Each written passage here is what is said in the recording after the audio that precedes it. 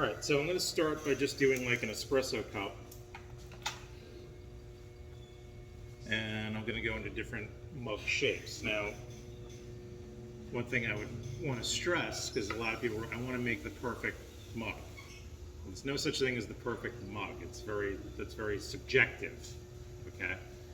So there's a lot of different shapes, there's a lot of different ways to make a mug. There are some more successful shapes than others, but perfect is kind of like your own subjective experience, okay? So just know you're always going to keep finding fault with something, so learn when something is finished, not necessarily perfect. All right, so I'm going to just center.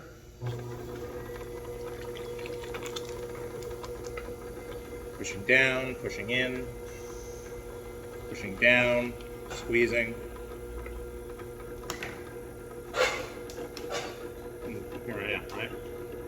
So I'm going to start with a smaller mug. Now I'm using 1 pound of clay to do an espresso cup because you have to account for shrinkage.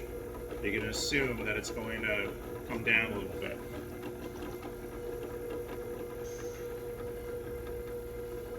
So I've sunk my opening. I've opened it up to about a 2-finger width.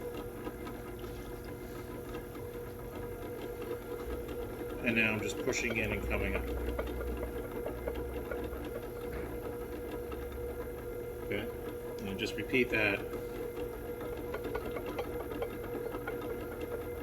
2 more times.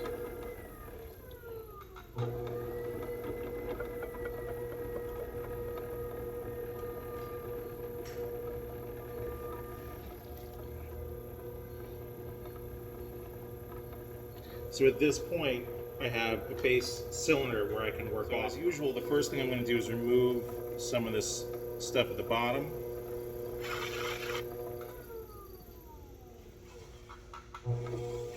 Get rid of that excess.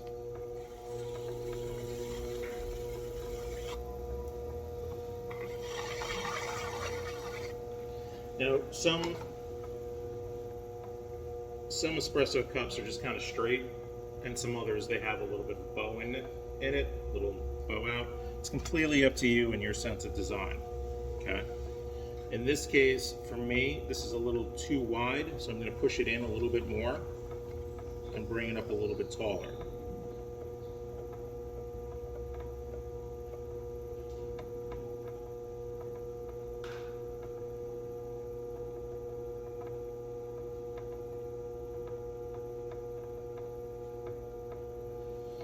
And then I'm going to use my small red rib just to smooth this out and clean it up.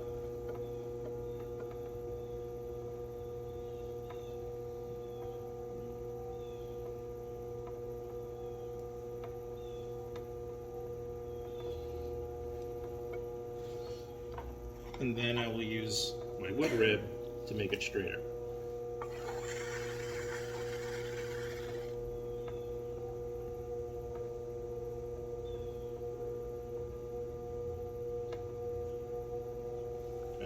So now I'm a little happier with the width of that.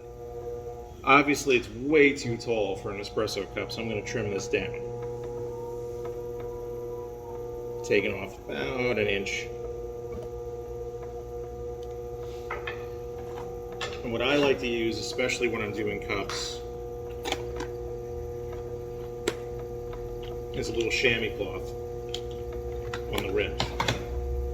So after I trim my rim, you can get these like at a hardware store or a auto store. I think like $25. And basically, if you buy one of these, it's like a big sheet. You'll never have to buy it again because you're never going to use all of that in your ceramic career. So I'll just take the chamois cloth and I'll press down with it, and you can see like how that rim just got compressed real nice. And it's nice and round, so that way when you're drinking from it, it's very comfortable. You never want to have like sharp rims. It's never good. Ironically, you took a hit of coffee. I was like,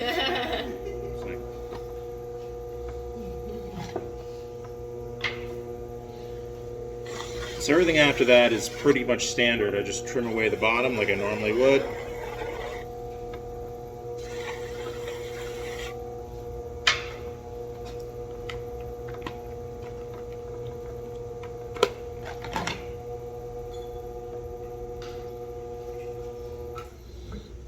And I stop and I take this off. Okay.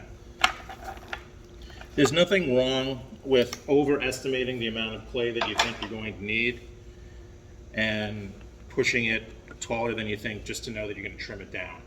Okay. You don't have to throw it exactly perfect every time. You just need to know what the measurements are. So if it's too hard for you to do a half a pound to center, because sometimes it's too small, do a pound and trim it down, and then you'll end up recycling the excess clay. You're not being wasteful. Sometimes people are like, oh, I'm wasting clay. It all gets recycled. It's very hard to waste clay. Okay. Now, in terms of like a regular, just standard mug,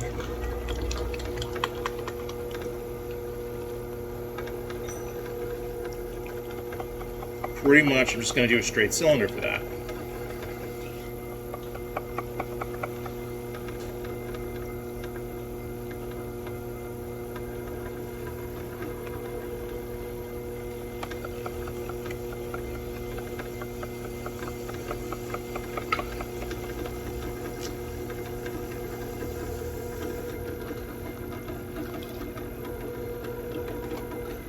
And just the key to straight cylinders, like I said last week, is just constant pressure, starting at the very bottom and working your way up.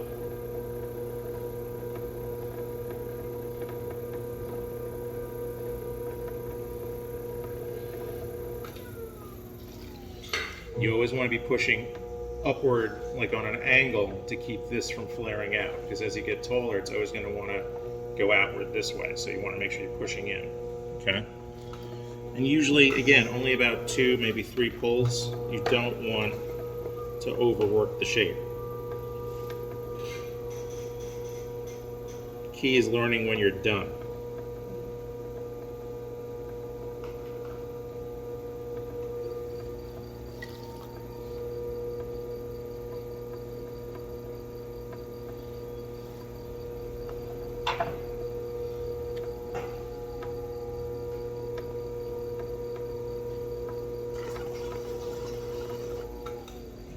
I always preemptively trim because I find it gets rid of this clay that I can't really do anything with. And then once again, I'm going to go back to this red rib. I'm going to use my larger one and just push out a little bit, make it just slightly wider. And the rib really helps making this smooth and straighter.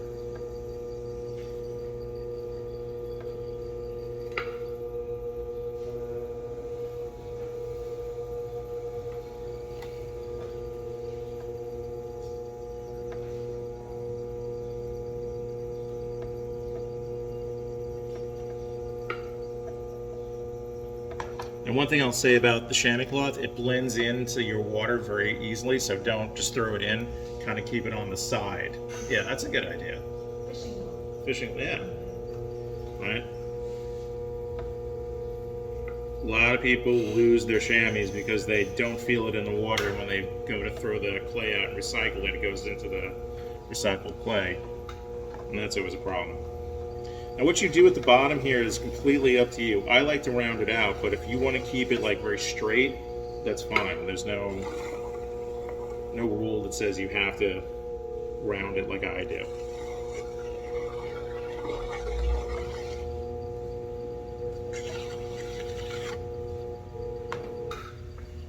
Okay. So for me, this is like a pretty straight standard mug. I can trim a nice foot onto it. And you can't really go wrong with this because it'll always do the job that you're looking to get done, right? Put a handle on it, boom, you have a mug, you're good.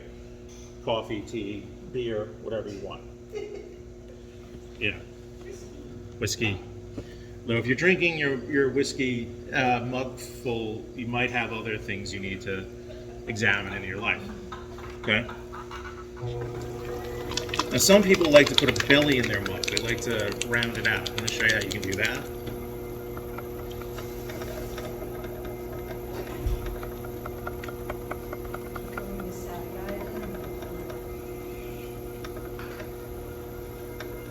So the first steps are all the same to what I just did.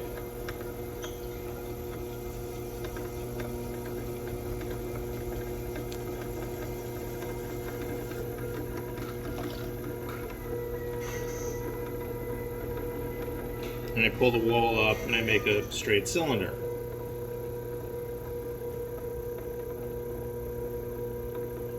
And as usual, I do about 3 pulls.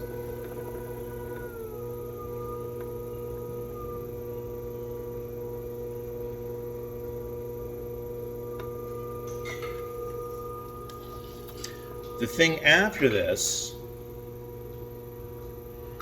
is that while my fingers are inside, I'm going to curl my fingers and push out.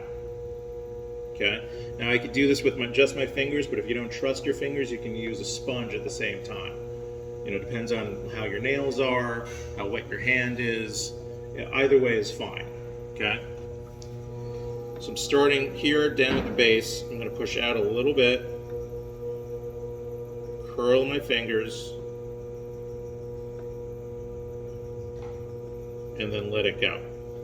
Okay? So I've created that belly. Looks like a style. Yeah, it's kind of like that. Some people love this. They feel, I guess, that they're getting extra amount of space in there or something, which is fine. So I'm going to trim this down. Yeah, I guess they feel like they get more coffee out of it, or. Yeah. My mom always should get the ones that are like really round and long. Mm-hmm. She says they stay hotter.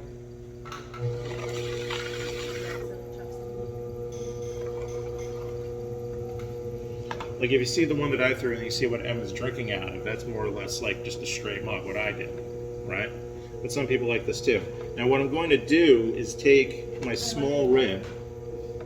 I'm going to go on the inside with this, and I'm just going to push out a little bit.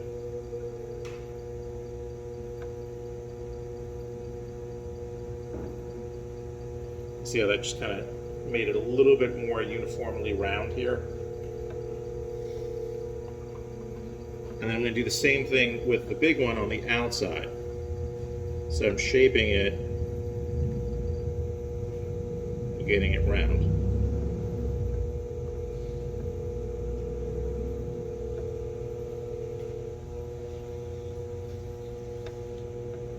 Now all I need to do to turn this into more of a vase is to flare out the rim, right? But I don't want that. I'm going to go into like the shapes of the rim and how that's important later. What I'm going to do now is take the smaller one again, and I'm just making this nice and straight.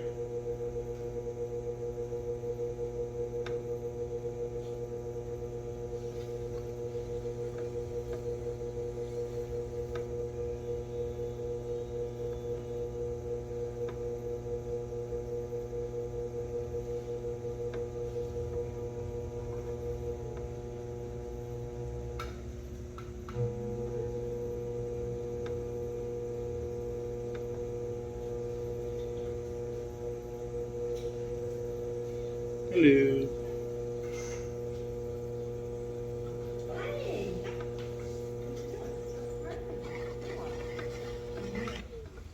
Are you kidding?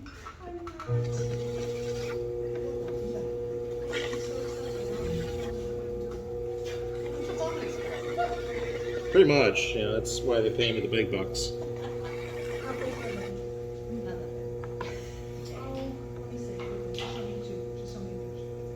Oh, the baby? No, they're huge. Hello.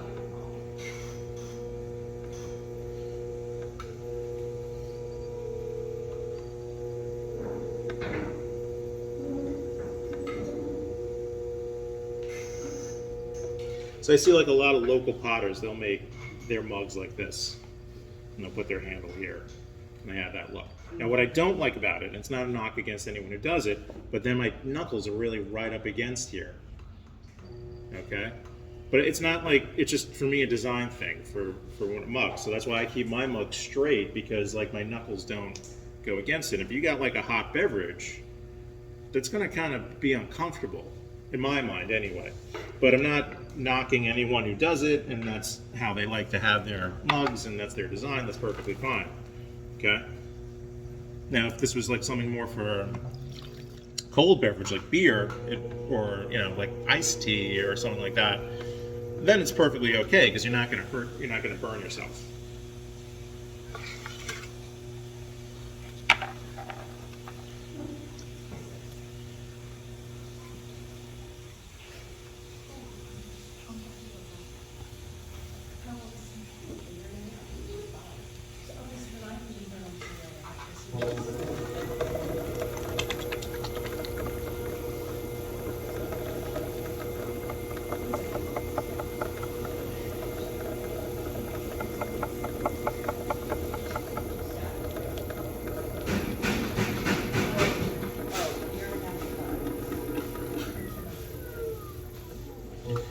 So what I'm going to show you now is what I would consider a not well-designed mug. Okay? It's important to know what not to do too.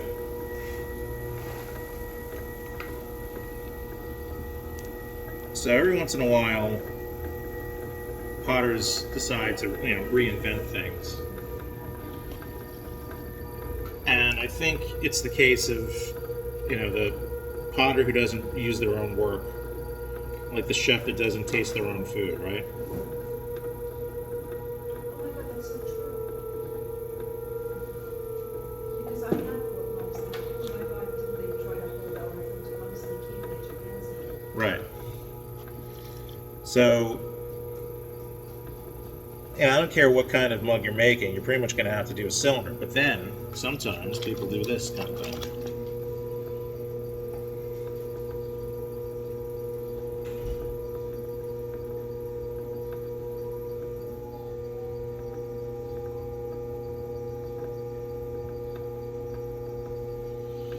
And they make this really flared rim, okay? Whether it's really intentional or just at the very end when they do this. Doesn't matter. They go big, they go flared. Now you can do a bit of flare. I'll show you like how much flare you can get away with.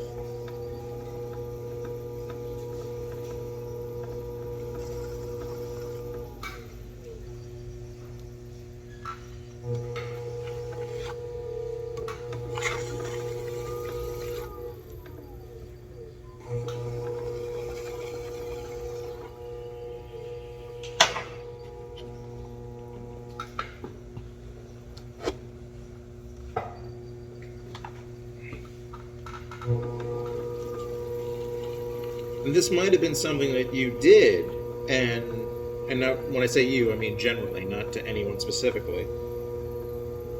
This might have been something that you did, and it's why you're on this search for the perfect mug, because you did a little bit of flair here, whether it was early on, like really intentional, kind of like this, or you had it straight. And this is like one of the big problems that potters have. So they throw something and they look at it and like, I'm bored with this shape. I don't like this shape. I'm going to make it fancier. I'm going to make it better. So they take their rib or their fingers or whatever and they do that. Right? And they throw out this like little bit of flair here at the rim. Well, here's the reason why this is problematic. When someone is drinking from this and you're at the beginning of the cup, it's not a problem.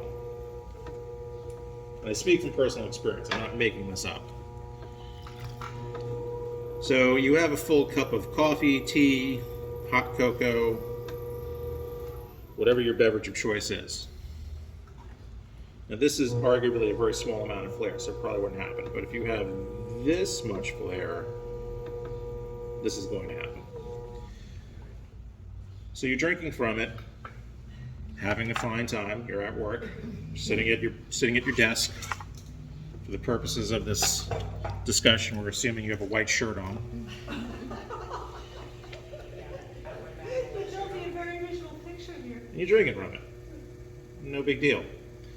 As you get further down in your cup, well, this isn't enough of a turn. You got to start doing this more, right? So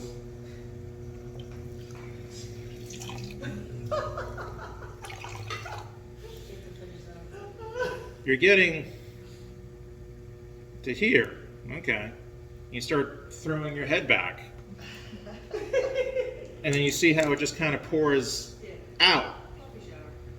And suddenly you have way more coffee on you than in your mouth. Right? Because you have a wide flared rim, the coffee doesn't funnel down into your mouth. It comes outward this way and it gets all over you.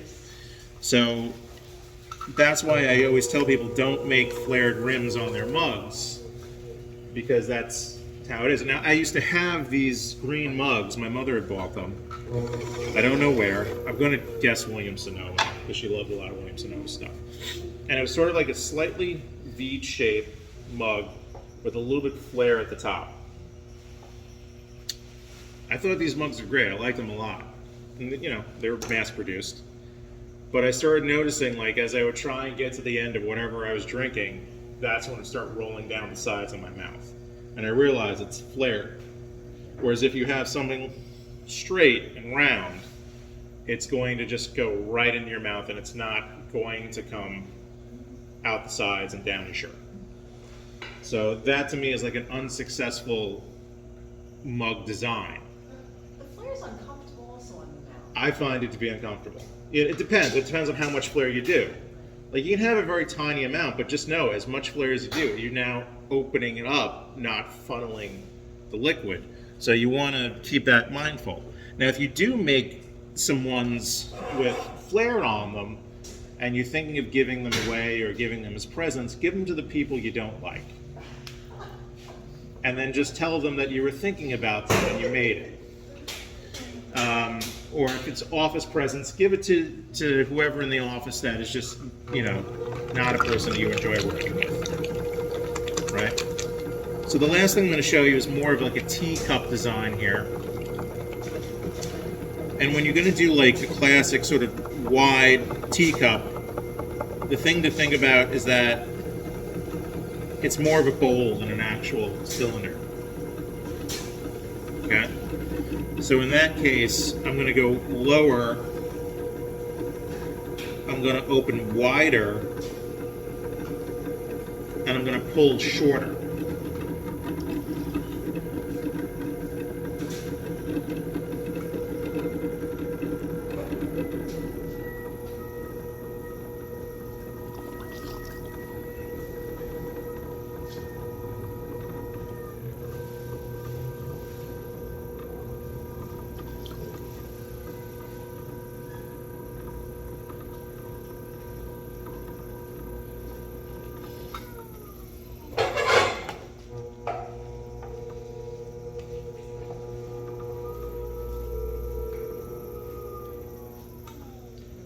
So you can see like I went wide, I didn't go tall, I trimmed it.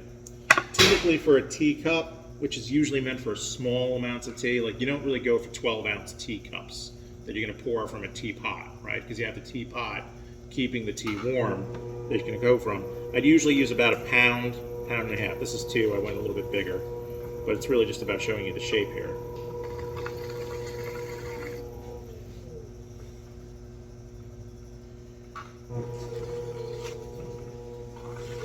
Think of it this way, this is a teacup that can hold a teapot's worth of tea. There you go.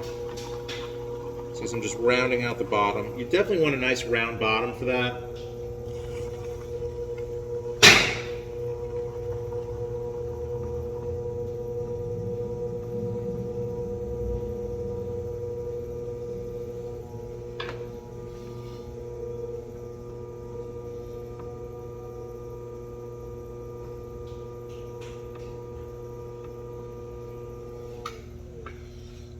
You see, like I'd have a small handle here, and that would just be a teacup. Okay? So those are all the different kinds of shapes that you can make. There's more, of course, there's all different kinds of variations. You can put texture in things, you can, you know, play with it in any certain way. But for me, like the perfect mug is one that doesn't spill on me, so I tend to keep it more straight, okay? And it tends to work pretty well. Now, what I'll do next week or the week after, depending on how everything dries, I'll go into different kinds of handles that'll work for these as well. Okay, because this is only phase one of making that mug. The other aspect is how you do your handle and finish it. Right?